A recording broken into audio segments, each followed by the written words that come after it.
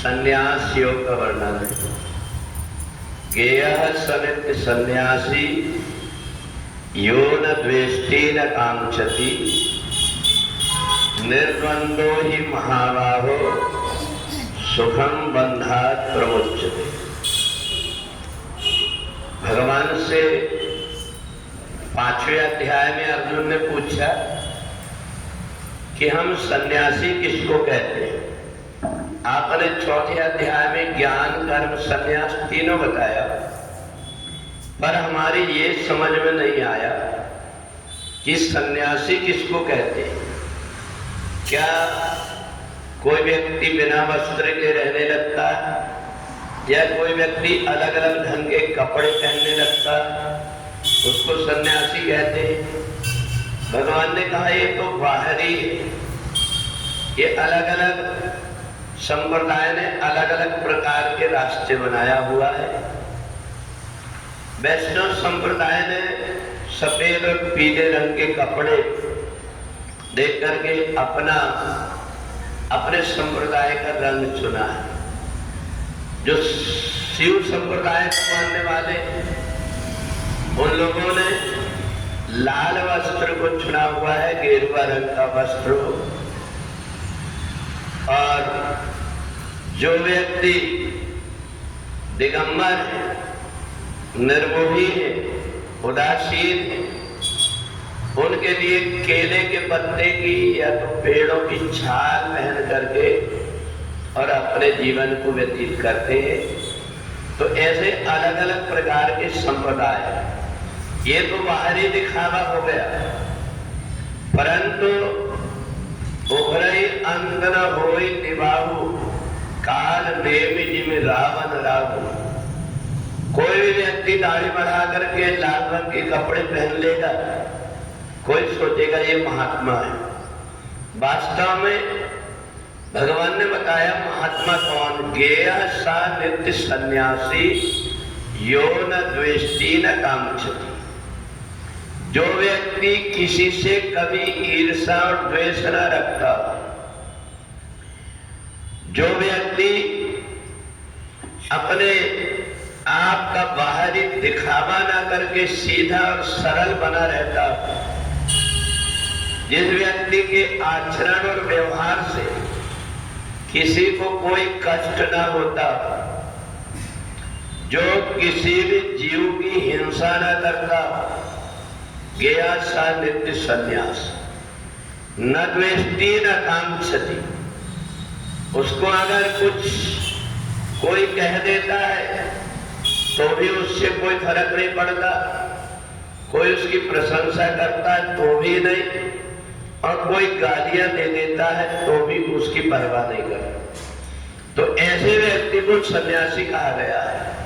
अर्थात भगवान ने कहा कि सन्यासी में और अविनाशी में, परमात्मा में और सन्यासी में कोई भी अंतर नहीं बनता, कोई भी अंतर बचता नहीं, क्योंकि सन्यासी पूरा पूरा परमात्मा को समर्पित हो जाता है। वो जब व्यक्ति सन्यास लेता है उस समय पर पिंडदान भी हो जाता है। मरने के बाद में पिंड बांटने की आवश्यकता नहीं होती, परंतु ये प्रक्रिया धीरे धीरे अपना करके व्यक्ति अपने जीवन को ऐसा बना लेता है कि उसके कपड़े को नहीं, उसके व्यवहार को देख करके भी लगने लगता है कि वास्तव में इसकी आत्मा परमात्मा से जुड़ गई।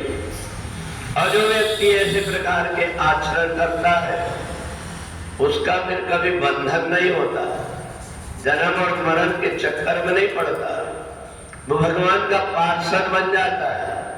जहां कहीं भी परमात्मा को उसकी आवश्यकता होती है, वो दूत बना करके संसार के कल्याण के लिए उसको भेज देता है, और वहां जाकर के भटके हुए व्यक्तियों को परमात्मा से जोड़ने का कार्य करता है। तो इसलिए जहां जिस स्थान पर कोई ऐसा सन्यासी निवास करता है, वो पूरा की पूरा क्षेत्र तीर्थ हो जाता है। और इसलिए सबसे संभल करके चलने का काम रहता है। केवल बाहरी दिखावा करके, आडंबर करके वो कोई व्यक्ति ये सोचे कि परमात्मा की कृपा हो जाए, दूसरे सीधे साधे व्यक्तियों को वो उलझा करके अपना स्वार्थ सिद्ध तो कर सकता है, पर वो परमात्मा तक नहीं पहुंच पाता।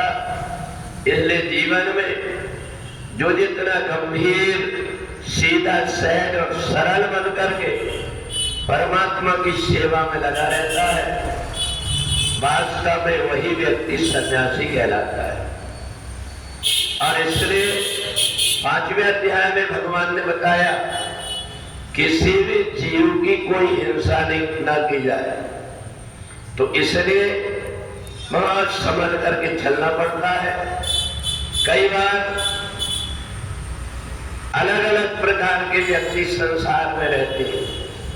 कोई व्यक्ति देवता जैसे होता है, कोई व्यक्ति आसुरी स्वभाव का होता है। अगर एक पुलिस वाला व्यक्ति चोर को भी ये सोच करके कि इसको कोई परेशानी ना हो, हाथ जोड़ करके उससे पूछेगा कि बता तूने चोरी किया है, तो वो पुलिस वाले के ही जितने कपड़े पहना वो भी उतार करके खींच लेगा, क्योंकि वो दुष्ट प्रवृत्ति का है। तो इसके लिए सठम साठ्यम आचरित, जिसके साथ जैसा व्यवहार का मौका आता है वैसा करना पड़ता है। सीधी उंगली से अगर कोई व्यक्ति घी निकालना चाहे तो नहीं निकलता, पर वो थोड़ा टेढ़ी कर लेता है तो निकल जाता है। जब पुलिस वाला 2 डंडा खींच करके देता है, उल्टा रखता है, फिर वो सारी बात बता देता है। और इसलिए देश काल परिस्थिति के अनुरूप व्यक्ति को आचरण करना पड़ता है। जिस समय पर ये दुष्ट राक्षसों ने भक्तों को सताना प्रारंभ कर दिया, भगवती जगदम्बा ने एक एक करके सारे राक्षसों का वध कर दिया। केवल एक सोम रह गया। सारी सेना डर करके भाग रही थी ये सारे देवियों को देख करके। तो सोम ने कहा कि तुम्हारे अंदर ताकत है तो तुम अकेली मेरे साथ में युद्ध करो। आदि शक्ति भगवती जगदम्बा ने कहा ये जितनी भी देवियां दिख रही ये सब मेरी ही आकृति है, ये देख मैं अपने में समाहित कर लेती हूँ। सारी शक्तियों को आदि शक्ति भगवती जगदम्बा ने अपने में समाहित कर ली।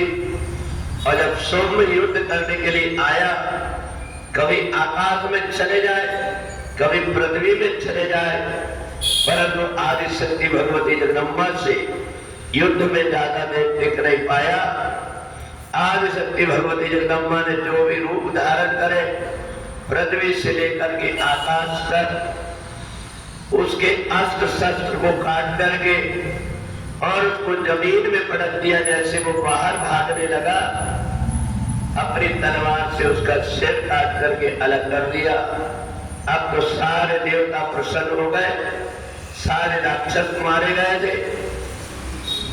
सब देवता आदि शक्ति भगवती जगदम्बा की प्रार्थना करके और अपने स्वर्ग में चले गए।